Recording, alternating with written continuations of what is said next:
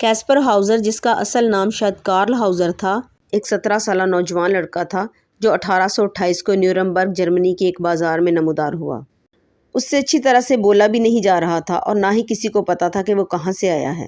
یہ پراسرار نوجوان کیسپر ہاؤزر کے نام سے مشہور ہوا۔ اسے دیکھ کر ایسا لگتا تھا جیسے وہ کسی اور دنیا سے آیا ہے اور اس دنیا کی ہر چیز اس کے لیے یکسر اجنبی ہے۔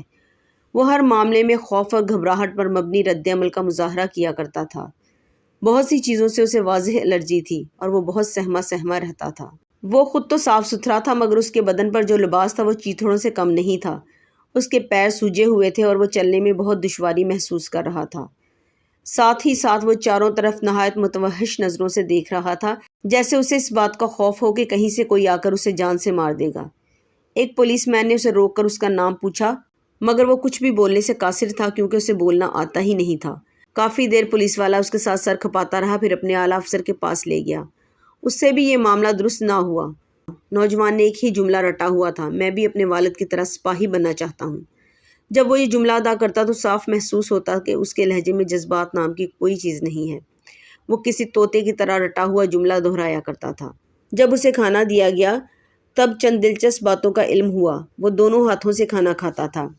دودھ سے وہ بہت خوفزدہ تھا اور لاکھ زور دینے پر بھی نہیں پیا۔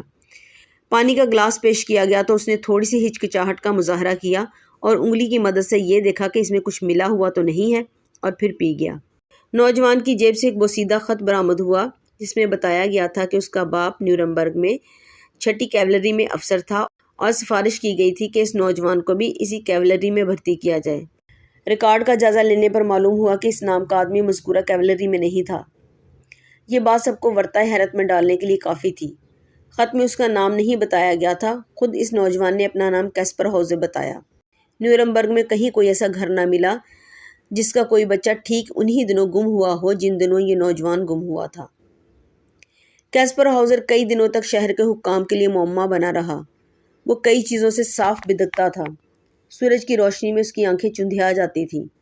اسے شہر کے ایک مشہور ماہر نفسیات ڈاکٹر ڈومر کے سپرد کر دیا گیا جو اسے اپنے گھر لے گئے۔ وہاں بھی ہاؤزر نے بعض انتہائی عجیب و غریب حرکتیں کی۔ اس نے شمع کی لو پکڑنے کی کوشش کر کے ڈاکٹر ڈومر کو ورطۂ حیرت میں ڈال دیا۔ انہوں نے دن رات ایک کر کے اسے بولنے کے قابل بنایا۔ ہاؤزر کے مطابق اسے بچپن سے ہی ایک کوٹری میں قید تنہائی میں رکھا گیا تھا اور اسے کھانے کے لیے ہمیشہ سیاہ روٹی دی جاتی تھی جس کے ساتھ تھوڑا سا پانی ہوتا تھا۔ ہاؤزر نے دعویٰ کیا کہ اس پر 3 دفعہ قاتلانہ حملہ کیا گیا ہے۔ پہلا اکتوبر 1829 میں جب وہ ایک سیل میں اکیلا تھا تو ایک حملہ آور نے اس پر حملہ کر کے اس کے ماتھے پر کٹ لگا دیا۔ دوسری دفعہ جب وہ ایک کمرے میں اکیلا تھا تو ایک نامعلوم حملہ آور نے جسے کسی اور نے نہیں دیکھا تھا اس پر گولی چلائی۔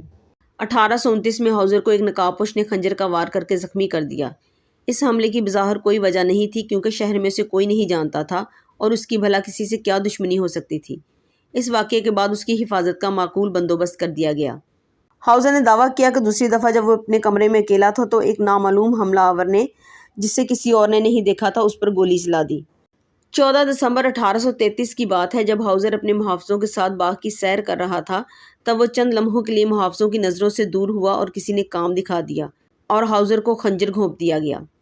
یہ حیرت کی بات تھی کہ باغ کے جس کونے میں ہاؤزر کو خنجر گھونپا گیا وہاں دور دور تک کوئی ذی نفس نہیں تھا اور خنجر کا بھی کہیں نام و نشان نہیں ملا، اور یہ بات بھی معائنے سے واضح ہو گئی کہ وہ زخم ہاؤزر نے اپنے آپ کو نہیں لگایا تھا۔ ہاؤزر اس زخم کی تاب نہ لا سکا اور اگلے ہی دن انتقال کر گیا، جس نے اس معاملے پر مزید بحث کو ہوا دی۔ کیسپر ہاؤزر کی شناخت اور اصل کے بارے میں مختلف نظریات سامنے آئے جس میں یہ بھی دعویٰ کیا گیا کہ وہ ایک اغوا شدہ شہزادہ ہے جسے کسی نامعلوم شخص نے قید کر دیا تھا۔ اس کی کہانی کو بہت سی کتابوں، فلموں، تھیٹر کی کہانیوں کو بھی موضوع بنایا گیا۔ اس کی شناخت، اس کی پیدائش اور اس کی موت ایک طرح کی پہیلی اور معمہ ہے۔ اس کی شناخت اور اصل کے بارے میں مباحثے کی وجہ سے یہ 19ویں صدی کا ایک بہت بڑا معمہ بن گیا۔ ایسی مزید ویڈیوز دیکھنے کے لیے ہمارے چینل کو سبسکرائب کریں تاکہ ہماری نئی ویڈیوز کی نوٹیفیکیشن آپ کو بر وقت ملتے رہیں۔ ملتے ہیں پھر کسی نئی ویڈیو کے ساتھ، تب تک کے لیے اللہ نگہبان۔